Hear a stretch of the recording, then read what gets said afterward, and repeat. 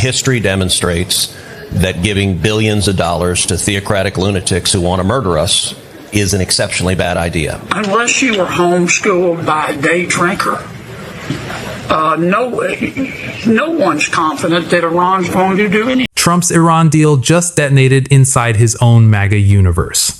The man who promised total surrender walked away with nothing but excuses, humiliation, and a furious base ready to rip him apart. This is not the left attacking Trump. This is MAGA turning on its own king, accusing him of folding, betraying them, and handing Iran a victory he swore would never happen. Trump built a movement on strength now. That same movement is watching him buckle in real time. Bipartisan outrage over Donald Trump's Iran deal. Ironically, after a costly and very polarizing war, the only thing every political faction seems to be able to agree on is that nobody likes this. It's an agreement that ends hostilities, reopens the Strait of Hormuz, and boosts Iran's economy by unfreezing assets, granting oil waivers, and more, while guaranteeing nothing about Iran's nuclear program. Today, the condemnation is coming from across the political spectrum. Obama and Biden official Susan Rice calling it a, quote, jaw-dropping, horrific surrender document. GOP Senator Ted Cruz warning it rewards, quote, theocratic lunatics. The New York Times writing, Iran gets major economic lifeline for minimal concessions in initial deal. Quote, Iran emerged from a confrontation with the world's most powerful military, having proved they can use economic chaos as a weapon. Axios pointing out that Trump initially demanded total surrender, the full dismantlement of Iran's nuclear program, no enrichment, no ballistic missiles, and a say in picking Iran's supreme leader. Trump got absolutely none of the above. Now the administration is moving the goalposts, though, and trying to sell victory here. Listen for yourself to what Secretary of State Marco Rubio said about Iran's ballistic missiles during the war and what Trump is saying about them now.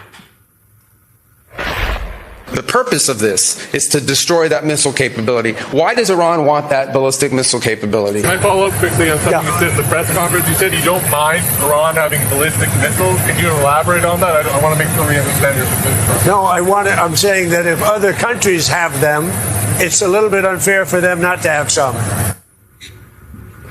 Mind you, this was one of the administration's top objectives for this whole war.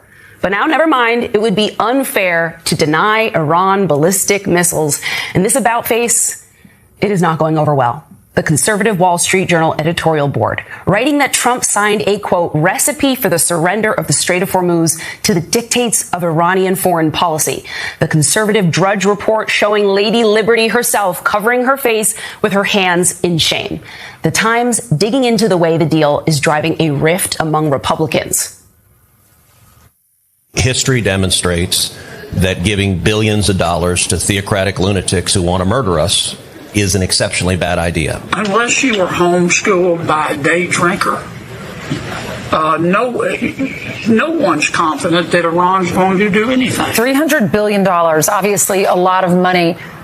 Who's paying this money and why? Why would they do this? If we give billions of dollars to Iran, that money will be used to murder Americans. I didn't believe it. I thought somebody was spoofing me. The idea that we would have effectively a Marshall Plan for Iran and come in and rebuild Iran after they've been the leading state sponsor of terrorism for 47 years. They've murdered nearly 1,000 Americans. I don't think that makes any sense.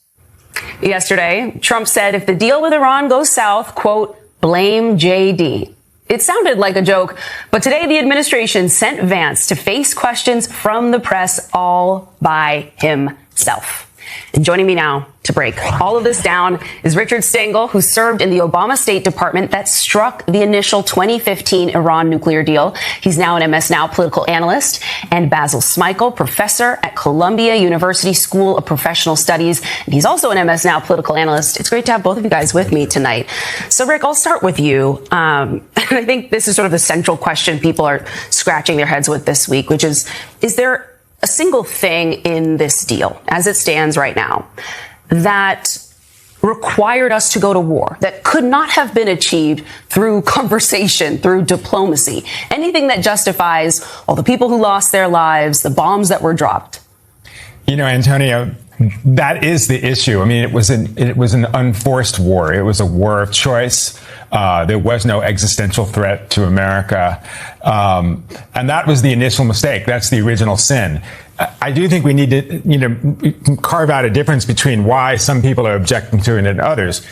Some conservative Republicans are objecting to the treaty because we haven't continued bombing the heck out of them. Right. I mean, I'm not in favor of that, and progressives are not in favor of that. Progressives are unhappy because the war was started without a reason, and then it was settled with this incredible windfall to the Iranians. And so I don't ever like to rejoice on America capitulating to somebody else and the mistakes that Donald Trump made. But again, it was an initial mistake, and it was compounded by the settlement, which was driven by economic factors. And, it turns out that the Iranians do have a nuclear weapon. It's called the Strait of Hormuz. Mm-hmm.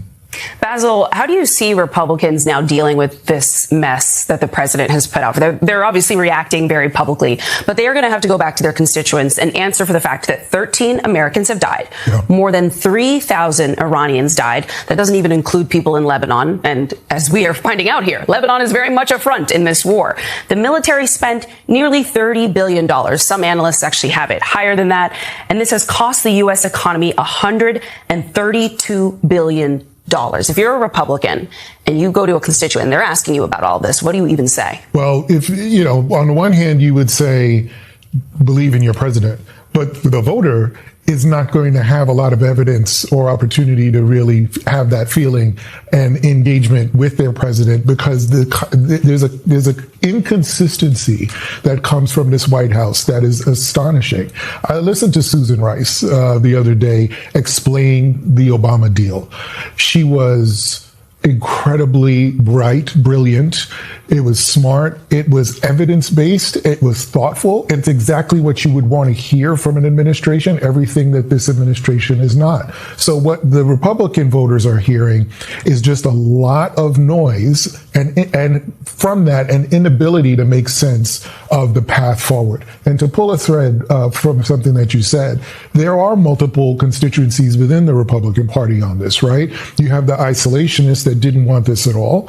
You have some populists who want America to be strong, want the president to be strong, so they don't like the fact that there seems to be some capitulation here. And then there were others that would probably want him to do so much more damage, right? And one of the points that you made in the tease is that they wanted a say in who becomes the next leader. Mm-hmm. That sounds like regime change to me. And when you bring that to the voter, right, particularly his base, who was largely isolationist, they're going to be like, wait, we didn't sign up for this.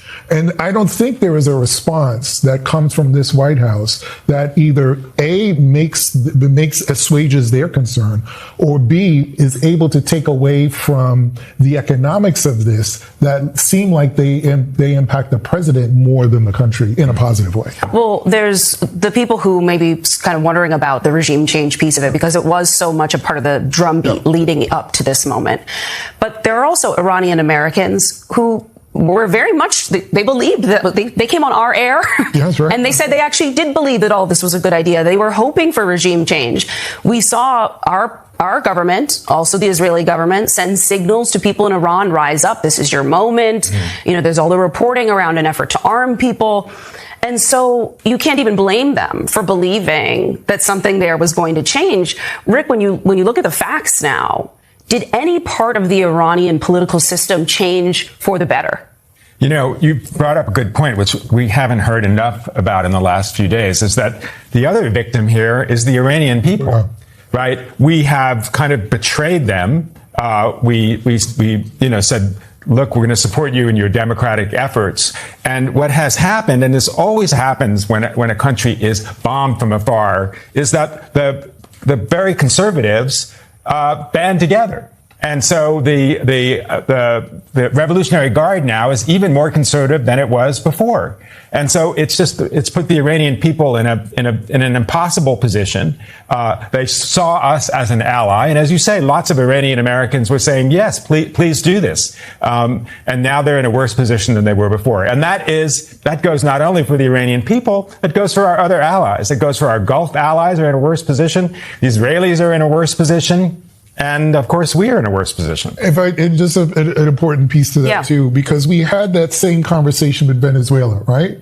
That yes, you had a lot of Venezuelan Americans that were saying, you know what, the guy was bad, he should probably go, and so they were cheering what the president did. That's all well and good, but the question is, how many more of these conflicts will America enter into? Haphazardly or half-assed, right? How often are we going to be able to do that and still focus on what's happening here at home? Well, I can tell you, as someone with family living in Cuba, they are watching everything that's happening in Iran very closely right now. And there is a community here in the United States, of course, that seems to believe that what could happen there would be just as simple as what happened in Venezuela. And even while that is cleaner sort of on the surface, the reality is the Venezuelans don't have democracy either. No elections yet. Delcy Rodriguez was a crook too. She's now running the place. She's elevated a guy who used to torture people into a key position in the government. I mean, the idea that we've really done regime change there hasn't quite worked out either. And in the agreement, I mean, it was kind of it's amazing to read the agreement. In the agreement, we also say, we're not going to meddle in your affairs. We do, No, we've already, Trump has already betrayed that, but, What do you make of J.D. Vance in this moment? And just, I mean, the messaging he's done. He's been on this media tour, but part of that's because he has a book out. The other part of it is it seems like Trump and Marco Rubio have kind of shoved him out there. Like, you clean this mess up. Well, and the irony, as you know, Antonia, is that he was the one person who objected to us invading Iran. He was the one person in the Situation Room who said, hey, let's not do this. He has always been a kind of isolationist. Let's not get involved in foreign wars. He's being a good soldier. He's being a good soldier because... This is the moment Trump's strongman act completely collapses. For years, he sold MAGA the fantasy that he was the only man tough enough to make America feared again. But now, after all the threats, all the chest pounding, all the promises of total surrender from Iran, Trump walks away with a deal that even his own side is calling weak, humiliating, and disastrous. And that is the real political earthquake here. Democrats do not even have to tear Trump apart this time. MAGA is doing it for them. Conservative voices, Republican senators, and Trump's own base are looking at this deal and realizing the obvious. He talked like a warrior, but negotiated like a man desperate to escape the mess he created. Iran gets economic relief. Trump gets no clear nuclear victory. The original demands vanish, the goalposts move, and suddenly the man who promised strength is begging everyone to call this a win. This is not leadership. This is a public collapse wrapped in propaganda.